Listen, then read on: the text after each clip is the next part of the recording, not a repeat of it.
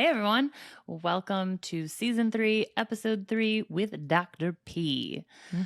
Oh God, okay. So that was like kind of a lighthearted intro for what we're talking about. But this was like a hugely requested topic. Yes. Even I think we're getting this request from like after season 1. I mean, Yeah. people have been really wanting us to talk about this. And Mm-hmm. I mean, you know us, we're like, yep, let's do it. Let's Yeah. rip off the Band-Aid. Yeah, totally. And let's find someone who knows what they're talking about when it comes to SUDEP, because Yes. I certainly couldn't give any sort of, answers on it. And I feel like, I don't know, I just feel like I got a lot of questions answered in this. And also, like, what I love about Dr. P is that she drops so much wisdom, not just about SUDEP, but like about being with your neurologist or epileptologist. Did I Good say job. it You right? got it. Oh, Yep. thanks. And I just love how much knowledge she gives. And you can tell, like, I think at one point in the episode, we're like, oh my God, like, no wonder your doctor or your patients follow you across the country. Yep. Because I would follow you across the country too. Exactly. Like She's the doctor you want. Yes. And, 100%. she just keeps it real and, she doesn't try to hide anything from us. Nope. If we had a question, she answered it, and she does the same with her patients. And she made a lot of really good points about going into your appointments and what you should, that you can expect to get stuff out of it instead of going in and being like, I don't know if I should ask this. Yeah, totally. It's very empowering and very awesome to hear, like, the other side, the doctor side of it. So, yeah, it was. Really, really recommend tuning into this. One, to demystify SUDEP, and 2, just to get even more tips about, like, working with your neurologist / epileptologist. We want to mention our fan of the week and our fave of the week. Our faves of the week are also in line with today's topic, and we want to just highlight 2 nonprofits, the Danny Did Foundation as well as Cameron Boyce Foundation. Both of them put a lot of work into educating people with epilepsy about SUDEP and their caretakers. And the Danny Did Foundation really works with, like, helping people with epilepsy find technology that they're comfortable with, because there's, like, so much out there, from apps to cameras to all this stuff, and they kind of really help, like, guide people and what works for them. And the Cameron Boyce Foundation is very much like, you're diagnosed with epilepsy. What now? What can we do? And sadly, while we appreciate, like, the work of these nonprofits so much, sadly, their story is that the parents lost a child to SUDEP. Cameron was 20 when he passed, and Danny was 4. So it's just, it's one of those things where, while we're so appreciative, it's just such a sad story as to how they came about. But thank you for taking on the work. Turning a horrible situation into something beautiful. And that's really, really helping the rest of our community. Totally. 100%. And then our fan of the week is Mark this week. Oh, yeah. Mark sent an email saying, it's just a really sweet email saying, beautiful creation with What the F. So great to see more and more charismatic and creative people getting epilepsy awareness and fellowship out there. We hope he was talking about us, but I think he was referring to our guests with the charismatic and creative people. But thanks, Mark, for writing in. Really appreciate that. And again, if any of you guys want to write in to our email, it's whatthefpodcast@gmail.com. It's on our website. And you can also DM us on Insta. We really encourage you guys to subscribe to us on YouTube and Spotify and Apple to help keep this going. We'd love to keep this going. So, yeah, we also would love to thank our sponsors, as always, Neurelis and SK Life Science.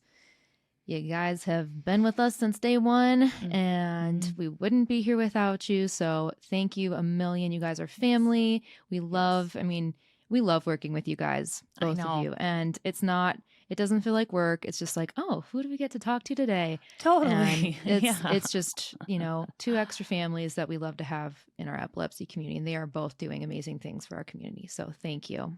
Yeah, 100%. Okay, guys, here's Dr. P.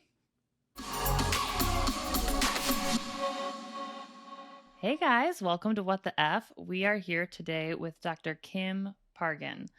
Kim is an attending physician in neurology at Harbor UCLA Medical Center.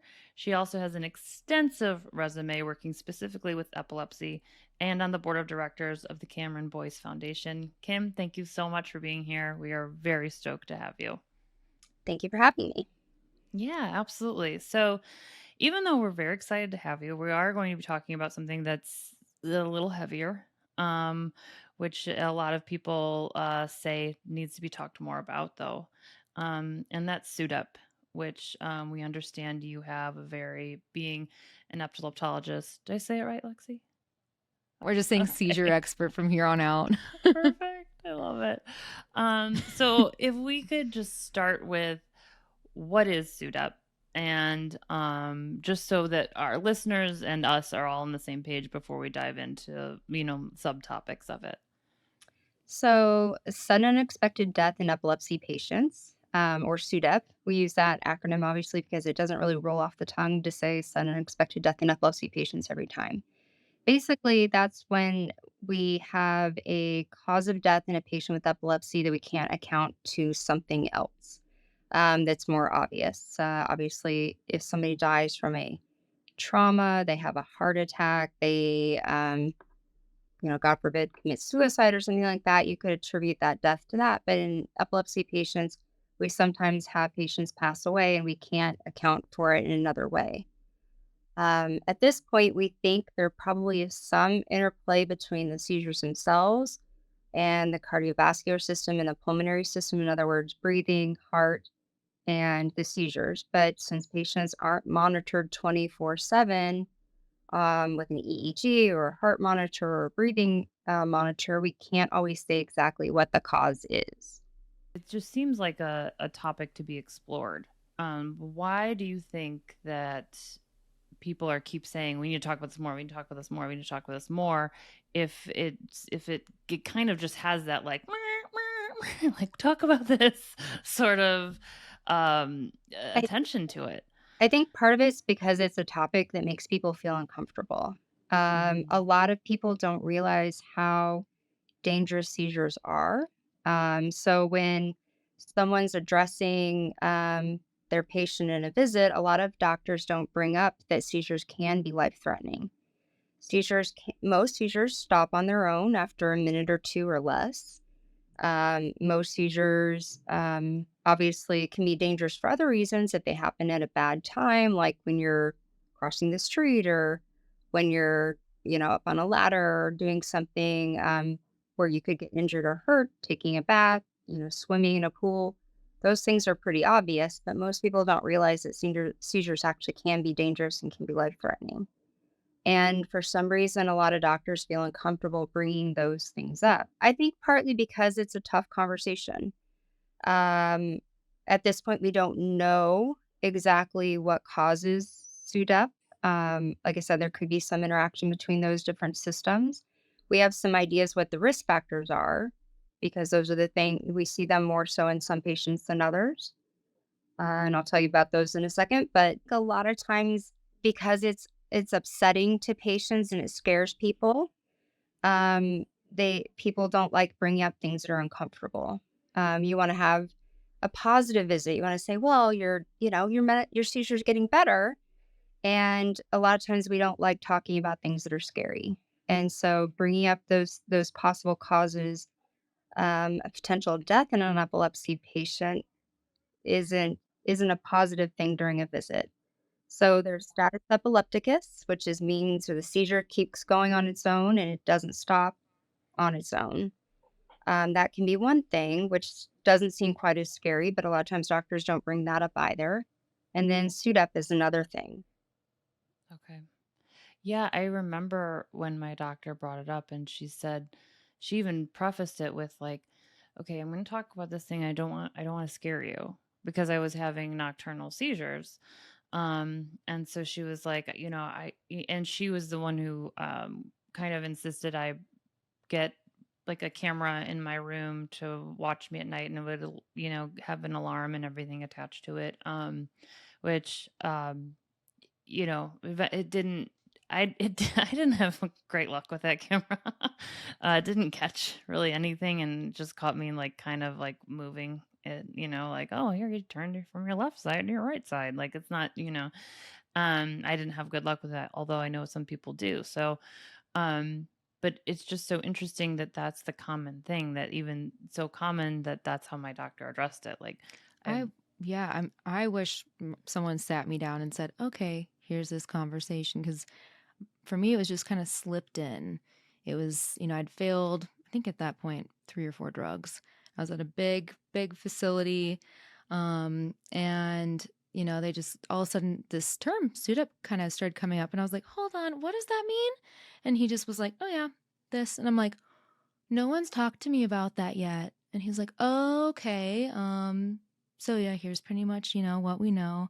And I was like, okay, that would have been nice to have known like a while ago. And then I started getting, approached by people at that facility wanting to do studies. And that's where I learned the most about it, was working with like, I worked with like a cardiac fellow who was studying, the link between, the heart and the brain. And I was like, thank you. You are answering all my questions by doing all these tests on me. And, we'll never forget it. But initially, it was just kind of glossed over, which I know a lot of people experience. And even people, I'm sure, who are going to be listening to this will be like, what's SUDEP? Huh? The risk factors, or at least the instances where I think people should be most worried, you mentioned nocturnal seizures. And the reason for that is most people are not being monitored, so to speak, at night. So you mentioned rolling over. So we worry most about people who flip from, either what we call a supine, so laying on your back, to a prone position, like, going to your face. I had a young man after I left Hopkins, where he flipped onto the prone side, and we think he suffocated. So that can happen. But people, flip into that position and they're seizing, so they can't turn themselves back over. And there actually are monitoring devices. You mentioned the camera and an alarm. So some monitoring devices, which a lot of times are on like a wristwatch type situation, it can actually tell when you've turned over into the prone position. It has a device that monitors what position you're in, and that can alert a family member and let that family member know so they can go check on you. So there are different devices out on the market. The bad thing about that is that some of them are not covered by insurance, and so patients who don't have money, that may be a little cost prohibitive for them. So I am very frugal, and I was very grumpy about paying for that camera. yeah, I mean, So, imagine it's yeah. can be a lot of money, and Mhm. there's not great data for all. Either some things have better data than other in terms of how effective some of these things are in terms of prevention, or what it really does to help. People are on a lot of medications, and patients who tend to have whole body shaking seizures or convulsive seizures sometimes seem to be at greater risk too. But Cameron Boyce had 5 seizures in his lifetime. And the big problem, though, is that because he had infrequent seizures, his doctor didn't worry about getting his medication therapeutic. So his medication levels weren't checked. And he was on a medication where we do check levels. And the fifth seizure was the one that may have been the ultimate seizure that could have led to his death, we presume. Mhm. So I think Well, I just want to stop, and sorry, so go for ahead. everyone listening, no, just make note of that, because that's something I learned probably a little bit later too in my epilepsy journey, that there are some medications that do need your blood levels need to be tested. And so just make sure whatever medication you're on, just, you do hop on Dr. Google. Just make Yeah. sure you just see, or just check in with your doctor. Just send them a message, call, just be like, is this something I need to be checked? Can I get it checked? And be a little bit proactive, because I never knew how having those numbers was so helpful in my treatment until like 3 or 4 years into it. It's okay to ask questions of your doctor too. It really Yeah. is okay. If your doctor There's won't never We need answer dumb your more doctors to questions. say that. We need Yeah, more it doctors. It's is. just because it's just sometimes it's so scary. As much as I love my doctor, I'm always like, Yep. okay, here we go. You know, Yeah. And having and the right one, we always say all the time, someone who you're comfortable with, who yep, you're not embarrassed to ask questions by, because right, definitely have had experiences where they kind of look down on you and they're like, I really got to head out of here. And I like to always put the ball in their court and say, I have these questions, can you answer them? Because I sure as hell don't have the degree to, figure this out. So, right. it's, if they don't, and if they won't answer your questions, then maybe find yourself a different doctor. yes, Yeah, 100%. My job is to make sure that you don't have a feeling of having more questions when you leave the visit than when you came in. Love that. So if I have not explained everything to you in a way that you understand or you feel comfortable with, then I didn't do my job. Our best bet against, things like SUDEP and status are to get your treatment as ideal as possible and have the least number of seizures possible. But I think some of that has to do with it often will take so long for someone to get past the general neurologist to the seizure specialist sometimes. So I think that's one thing that also is a problem for a lot of patients. They'll be seeing the general neurologist, and by the time, they failed a lot of medications, they still haven't seen that seizure expert yet. So I think one thing for your listeners that might be really important is if you've already tried a couple medications, you're still having a lot of seizures, it might be good to say, "Hey, can you refer me to a seizure specialist?"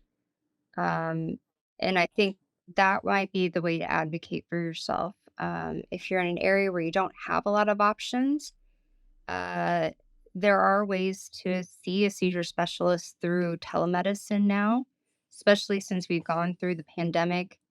And we have really improved telemedicine quite a bit.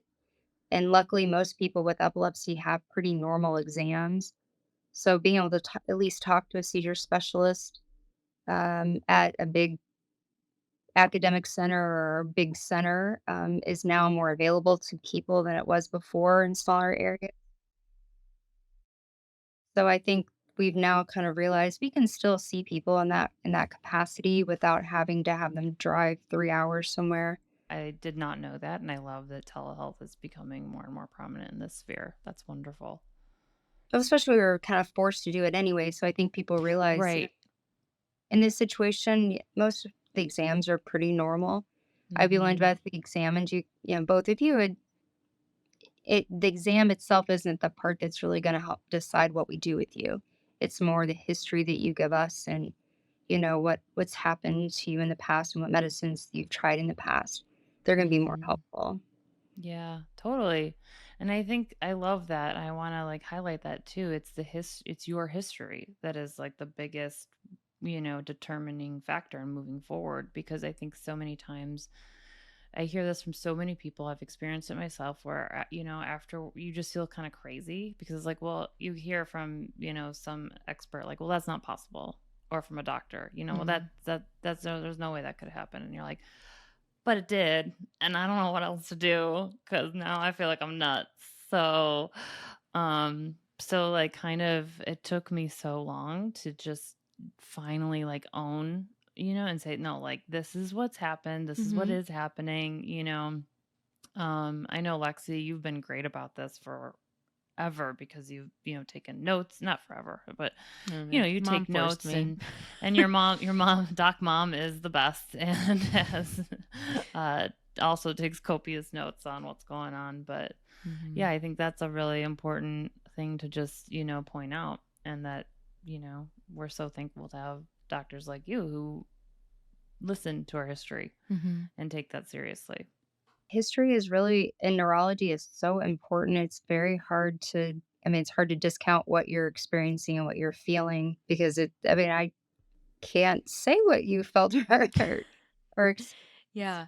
but also your family members and your friends, that bystander who sees what's happening once you've had when you're in the seizure, it's hard for you to really say exactly what happened once, especially if you lose consciousness. So getting even the history of your family members is super important too. Yeah. And I definitely noticed you said not only pay attention to if the medicine is helping you have less seizures, but how well you tolerate it as well. Because even if you're not having seizures due to a medication, I mean, if you can't tolerate it and it's making your life hell on earth, it's might not be worth it. And Agreed. there's doctors like you who realize that are priceless because it's not always like that. A lot of times, people want to just kind of, they're like, no, you're not having seizures, stay on it. And I'd be like, no, no, no, I can't tolerate this. So thank you for being one of, one of the few who truly listen, because that's beyond important. Yeah. I mean, if you're miserable, you can't stay with that medicine.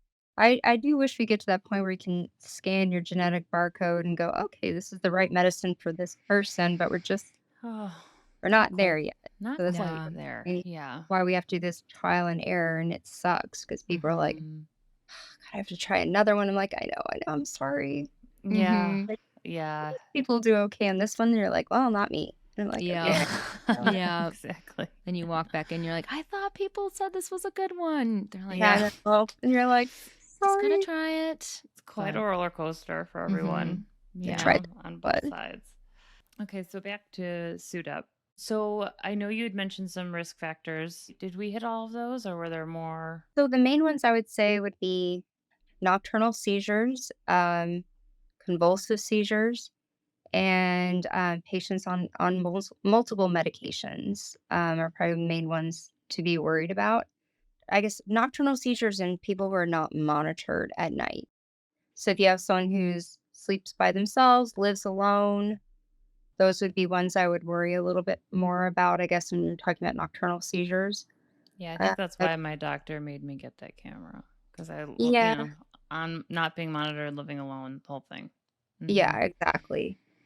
So that's part of why a lot of the watches and the other monitoring devices have kind of focused in on ways to set alarms to kind of either alert somebody else or alert in situations where you could kind of um, monitor someone doing some of these behaviors that might lead to a potential suit up situation.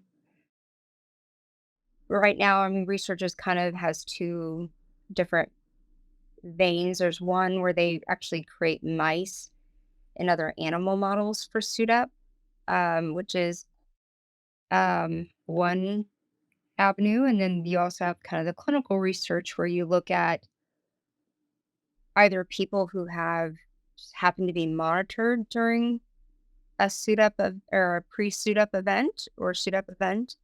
And then also, there have been some studies that have kind of focused on patients who have had a suit up, and then families have agreed to autopsies and things like that. So there have been, it's not a common occurrence. We kind of estimate that maybe 1 out of every 1,000 patients with epilepsy may die from suit up. So it's not very common.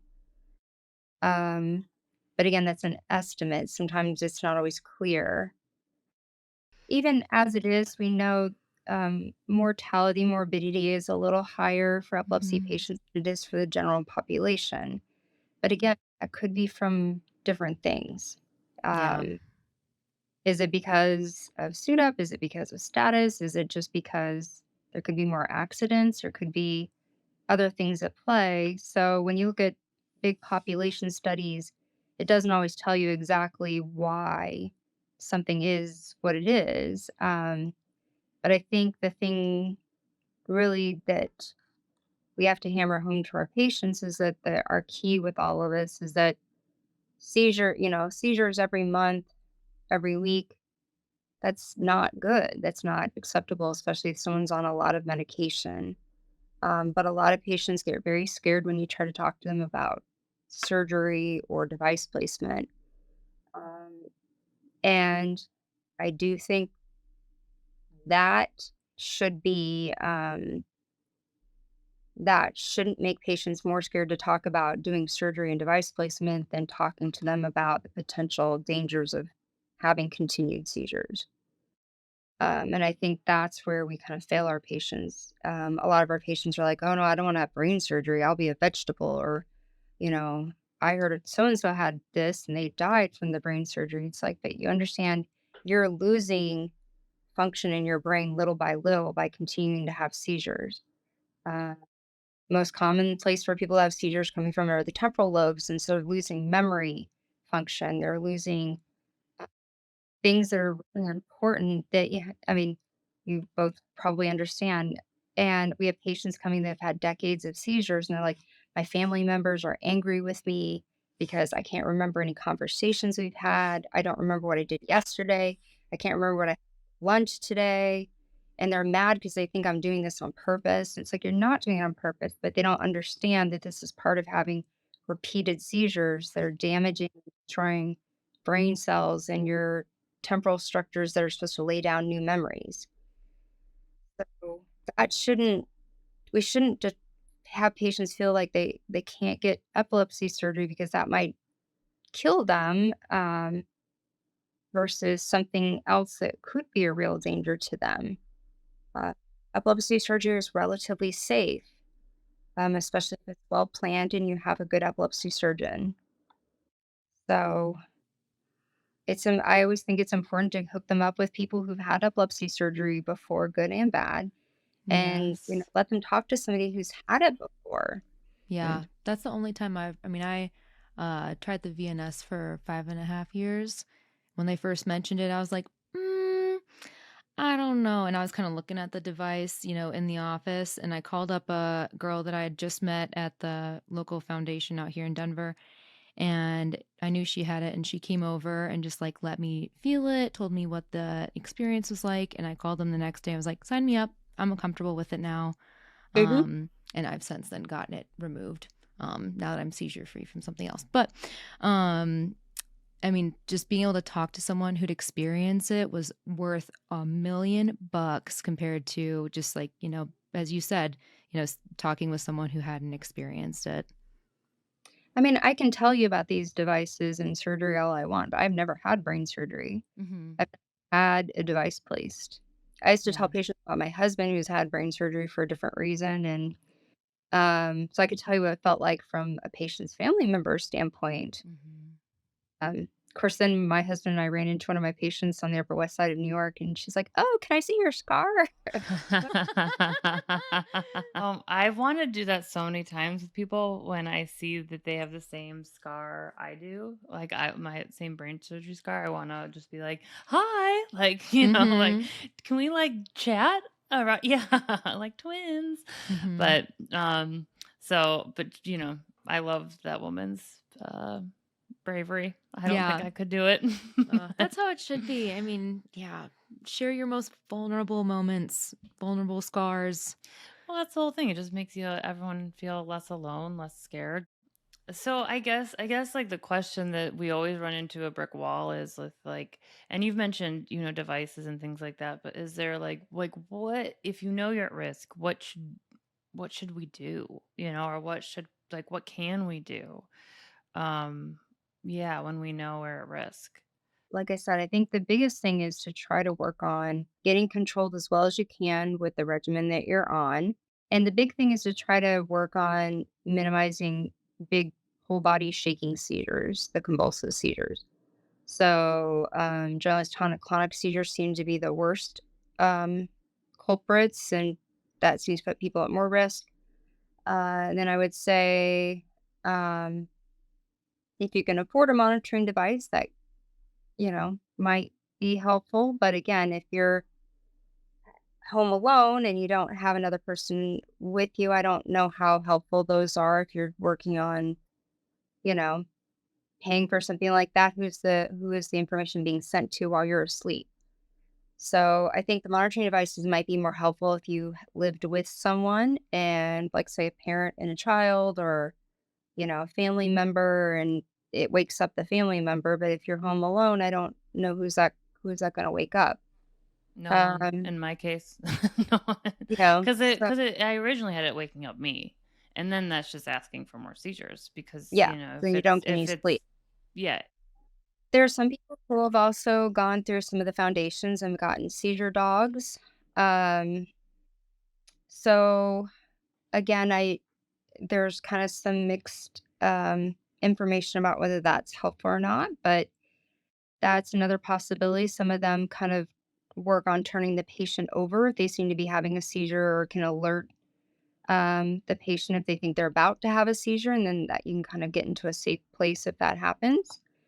And then, in your situation, I guess looking to see, make sure that they got all of the mass. Meningiomas, when they do tend to have more seizures, sometimes that's because it's an atypical meningioma. So, kind of the location or the size of the meningioma, and if you had to have other treatments with it.